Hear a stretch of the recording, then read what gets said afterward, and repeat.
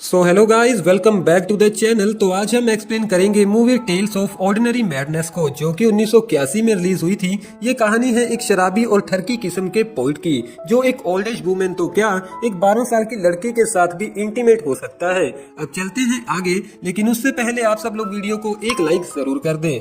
Movie start होती है और हम देखते हैं हमारी मूवी के मेन कैरेक्टर चार्ली को, जो कि एक ओल्ड एज ठरकी पोइट है। और यहाँ पर चार्ली स्टेज पर खड़ा होकर सभी लोगों के साथ अपने थॉट्स को शेयर कर रहा था। जहाँ पर चार्ली कहता है कि हमें सभी चीजों को एक स्टाइल में करना चाहिए। दरअसल चार्ली को यहाँ पर शो के मैनेजर ने इनवाइट किया था। अपनी स्पीच के बाद चार्ली नशे की हालत में वापस से अपने होटल रूम में चला जाता है, जहाँ पर एक छोटी लड़की चार्ली के कमरे में थी। चार्ली के पूछने पर वो लड़की बताती है कि मैं अपने घर से भागकर यहाँ पर आई हूँ और प्लीज मुझे कमरे से बाहर मत निकालना। चार्ली के पूछने पर वो लड़की कहती है कि मैं सिर्फ 12 साल की हूँ। इसके बावजूद भी चार्ली उस छोटी लड़की को हवस भरी निगाहों से देखता है और उसे टच करने की कोशिश भी करता है, लेकिन नशे की हालत में होने की वजह से जल्द ही चार्ली को नींद आ जाती है। और सुबह चार्ली के उठने से पहले वो छोटी लड़की चार्ली के सारे पैसों को लेकर वहाँ से गायब हो जाती है। जिसके बाद चार्ली बड़ी ही मुश्किल से एक बस की टिकट खरीदता है और वापस से अपनी लॉस एंजलिस सिटी पहुँचता है, जहाँ पर हमें पता चलता है कि चार्ली एक लॉज में एक छोटे से कमरे में रहता है और उसके साथ वाले कमरे में उसकी एक्स वाइफ विकी रहती है।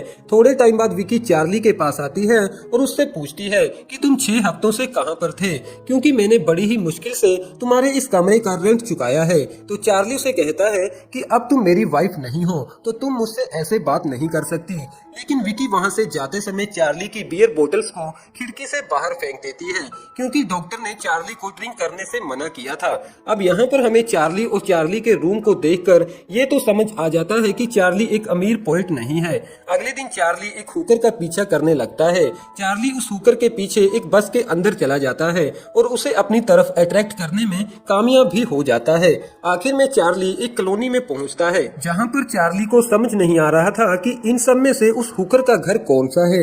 यहाँ पर चार्ली गलती से एक फैट विडो के घर के अंदर चला जाता है। चार्ली को देखकर वो विडो जोर जोर से चिल्लाने लगती है। चार्ली उस विडो को कुछ पैसे देता है और उससे उस हुकर का पता पूछता है। वो विडो चार्ली को उस हुकर का पता बता देती है और उससे कहती है कि तुम कभी भी यहाँ पर आ सकते हो। उस हुकर के घर जाकर चार्ली उसके साथ इंटीमेट होता है। चार्ली के पूछने पर वो हुकर अपना नाम वीरा बताती है। चार्ली को अब काफी भूख लगी थी, तो वो हुकर चार्ली से कहती है कि तुम फ्रेश हो जाओ, तब तक मैं तुम्हारे लिए खाना बनाती हूँ। चार्ली बाथरूम में जाकर फ्रेश हो ही रहा था कि तभी वो हुकर कुछ पुलिस ऑफिसर को बुलाती है और उन्हें कहती है कि यही वो आदमी है जो मेरे साथ जबरदस्ती इंटीमेट हुआ था। जिसके बाद अगले दिन चार्ली जेल से रिहा हो जाता है और शाम को चार्ली एक बार में कास नाम की एक हुकर से मिलता है, जो दिखने में काफी यंग और खूबसूरत थी।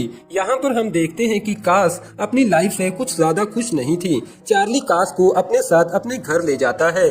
कास चार्ली के साथ इंटीमेट होने के लिए तैयार थी, लेकिन चार्ली पूरी रात अपने काम में बिजी था। मगर सुबह होते ही चार्ली ड्रिंक करते हुए कास के साथ इंटीमेट होता है। शाम को कास फिर से चार्ली के पास आती है, लेकिन चार्ली उसे कहता है कि अभी मैं मूड में नहीं हूँ। तो कास उसे कुछ पैसे देते हुए उसे अपने साथ इंटीमेट होने को कहती है।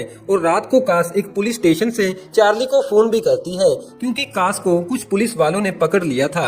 अगली सुबह चार्ली कास को जेल से रिहा करवा लेता है, जिसके बाद कास वहाँ से चली जाती है। अब चार्ली मन ही मन में सोचता है कि उसे कास की आदत लग चुकी है, जो उसके लिए अच्छा नहीं है। तो अब चार्ली कास को अपने दिमाग से निकालने के लिए उस फैट विडो के घर चला जाता है और पैसों के बदले उसके साथ इंटीमेट होता है।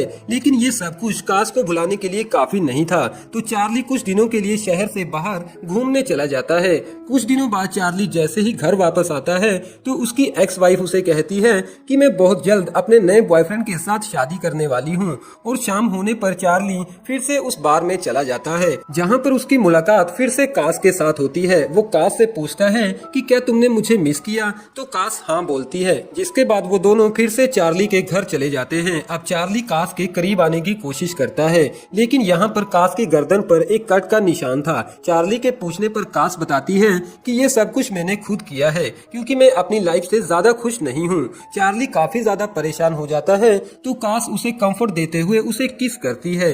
अगले दिन चार्ली कास को घुमाने के लिए सैंड बार में ले जाता है, जहां पर चार्ली अक्सर पोइट्री लिखने जाया करता था।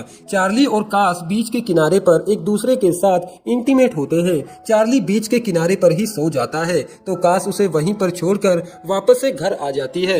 वापस आने के बाद चार्ली सीधा अपनी एक्स वाइफ के रूम के अंदर चला जाता है, लेकिन चार्ली की एक्स वाइफ अपने नए बॉयफ्रेंड के साथ वहां से जा चुकी थी। अब चार्ली वापस अपने कमरे के अंदर चला जाता है। यहाँ पर कास बेड पर लेटी हुई थी। चार्ली कास से कहता है कि तुम्हें मुझे बिन बताए ऐसे वहां से वापस नहीं आना चाहिए था। कास चार्ली को एक लेटर देती है। दरअसल ये लेटर एक प्रोड्यूसर का था जिसने काम के सिलसिले में चार्ली को न्यूयॉर्क बुलाया था। चार्ली कास को कहता है कि मुझे वहां पर जाना होगा और मैं बहुत जल्द तुम्हें भी वहां पर बुला लूंगा, मगर कास अभी भी शांत थी। तो चार्ली देखता है कि कास ने एक मेटल क्लिप को अपने मेन पार्ट पर लगाया हुआ था, जो काफी दर्द देने वाला काम था। चार्ली ये देखकर काफी ज्यादा परेशान हो जाता है। चार्ली कास से इसकी वजह पूछता है तो कास कहती है कि मैं नहीं चाहती कि अब कोई भी मेरे करीब आए। जिसके बाद चार्ली बड़ी ही मुश्किल से उस मेटल क्लिप को बाहर निकालता है और अगली सुबह चार्ली उस प्रोड्यूसर के पास चला जाता है। लेकिन चार्ली को अब काफी ज्यादा ड्रिंक करने की लत लग चुकी थी और अब वो अपनी हरकतों से वहाँ के दूसरे पोइट्स को भी तंग करने लगा था। तो वो प्रोड्यूसर चार्ली को कहता है कि तुम्हें प्रोड्यूसर की नहीं बल्कि एक अच्छे डॉक्टर की जरूरत है, और चार्ली को अपनी कंपनी से बाहर निकाल देता है। चार्ली वापस आ जाता है और फिर से उस बार में चला जाता है जहाँ पर उसे पता चलता है कि कास ने सुसाइड कर लिया था और अब वो इस दुनिया में नहीं है। चार्ली एक आखिरी बार चर्च में कास की डेड बॉडी को देखने के लिए चला जाता है। इन सब के बाद चार्ली की हालत और भी ज्यादा बुरी हो जाती है।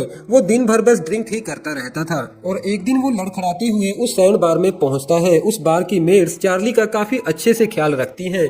अगले दिन वहां पर चार्ली के पास एक यंग लड़की आती है जो चार्ली से पूछती है कि क्या तुम ही पोएट चार्ली हो और क्या तुम मेरे लिए एक पोइम रीड करोगे।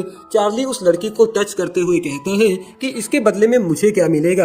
वो दोनों बीच के किनारे चले जाते हैं जहां पर चार्ली उस लड़की के लिए एक पोइम रीड करता है, जिसके बाद वो लड़की चार्ली के साथ इंटीमेट होने के लिए तैयार हो जाती है, जहां पर हमारी ये मूवी खत्म हो जाती है।